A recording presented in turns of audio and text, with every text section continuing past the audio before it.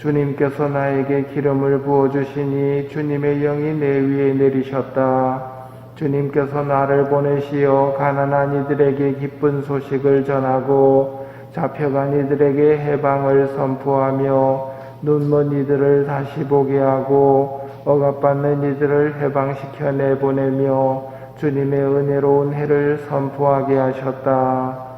예수님께서 그들에게 말씀하기 시작하셨다. 오늘 이 성경 말씀이 너희가 듣는 가운데서 이루어졌다. 오늘은 프란시스코 교황님이 선언하신 하느님의 말씀 주일입니다. 성경을 경건하고 친숙하게 대하며 하느님의 말씀으로 일치와 구원을 이루어 주시기를 청하는 날입니다. 예수님과 율법 교사의 대화를 봅시다. 스승님, 제가 무엇을 해야 영원한 생명을 받을 수 있습니까? 그러자 예수님께서 율법에 무엇이라고 쓰여 있느냐? 너는 어떻게 읽었느냐? 그가 마음을 다하고 목숨을 다하고 힘을 다하고 내 정신을 다하여 주 너의 하느님을 사랑하고 네 이웃을 너 자신처럼 사랑해야 한다 하였습니다. 하고 대답하자 옳게 대답하였다. 그렇게 하여라. 그러면 네가 살 것이다. 율법 교사가 무엇을 해야 영원한 생명을 받을 수 있습니까? 했을 때 성경의 대답을 정답으로 주십니다. 즉 성경은 영원한 생명을 얻을 수 있는 방법이 적힌 책입니다. 그래서 성경을 읽어야 합니다. 요한복음 5장에서 너희는 성경에서 영원한 생명을 찾아 얻겠다는 생각으로 성경을 연구한다. 바로 그 성경이 나를 증언한다 하고 말씀하십니다. 구약시대에도 성경에서 영원한 생명을 찾아 얻겠다는 마음으로 연구를 했다는 말이지요. 그리고 그 영원한 생명을 찾으려는 사람은 예수님을 증언하고 있는 성경을 만날 거라고 말씀하십니다. 요한복음 17장도 그렇습니다. 영원한 생명이란 홀로 참 하느님이신 아버지를 알고 아버지께서 보내신 예수 그리스도를 아는 것입니다. 영원한 생명이 뭡니까? 아버지를 아는 사람은 영원한 생명을 아는 겁니다. 아버지께서 보내신 예수님을 아는 사람은 영원한 생명을 알고 있는 겁니다.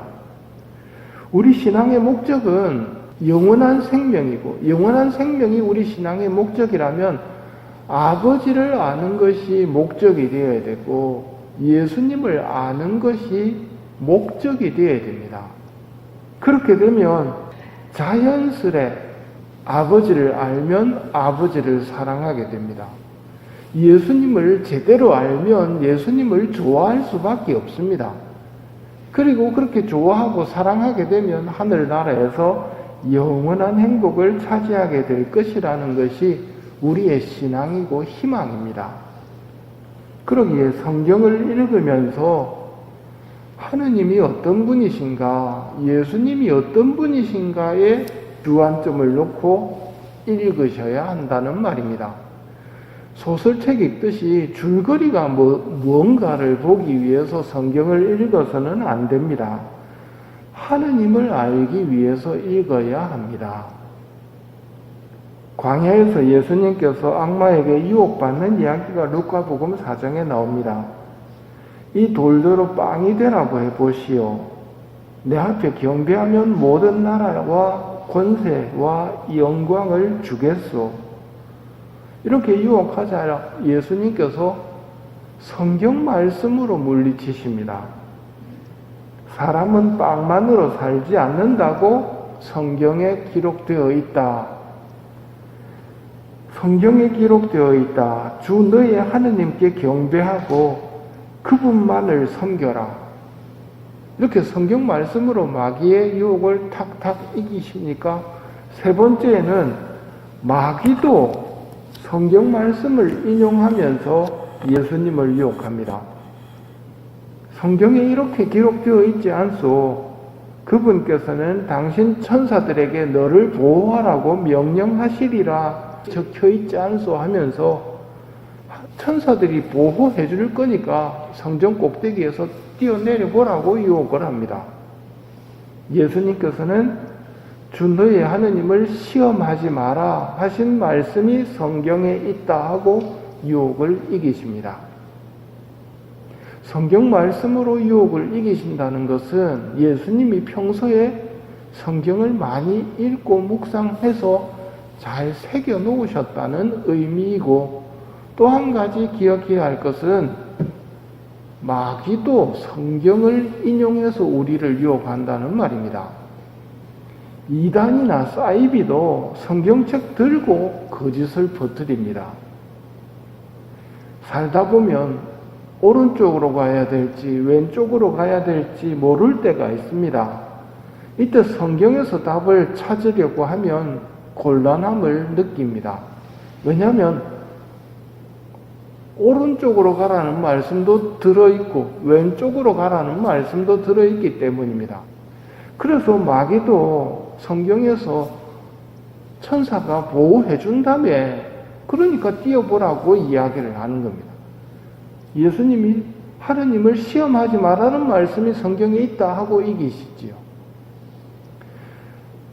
성경에서 이런 말도 나오고 저런 말도 나오기 때문에 마귀도 인용해서 성경 말씀으로 우리를 속일 수 있다는 것을 아셔야 합니다.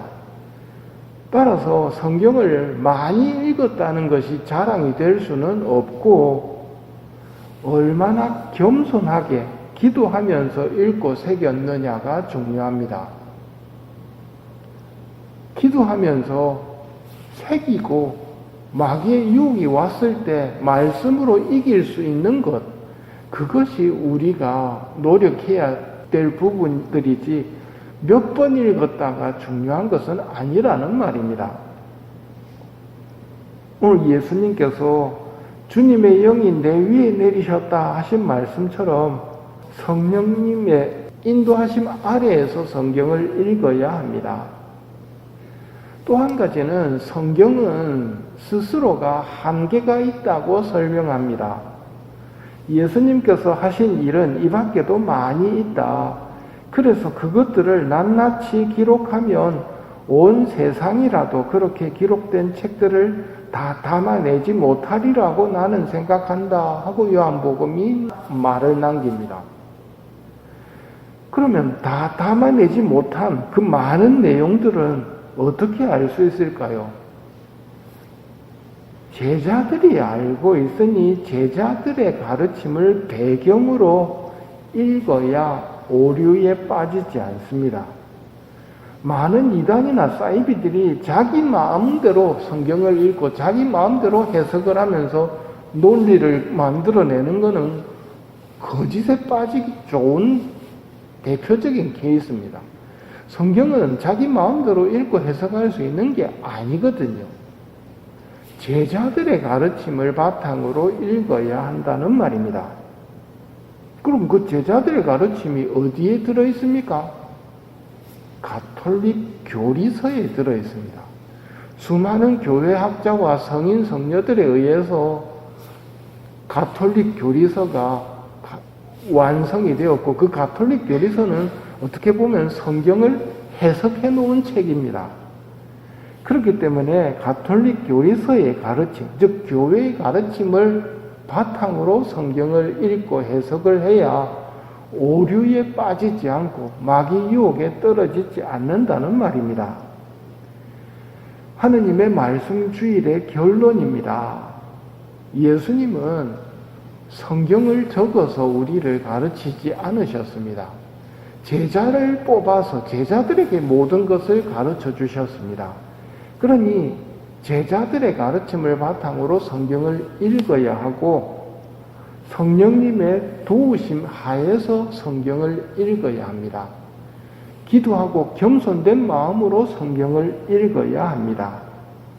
성경을 읽고 읽으면서 마음에 와닿는 부분은 몇 번 읽었다가 중요한 게 아니기 때문에 계속 읽어 나가지 마시고 그 말씀에 머물면서 그 말씀을 새기도록 하십시오. 그렇게 되면 그 말씀이 우리에게 힘을 줍니다. 말씀에 머물기만 했는데 그 말씀이 나를 변화시킨다는 말입니다. 그 힘을 받게 되면 그 힘으로 아버지를 알게 되고 예수님을 알게 되고 영원한 생명을 누리게 되는 겁니다.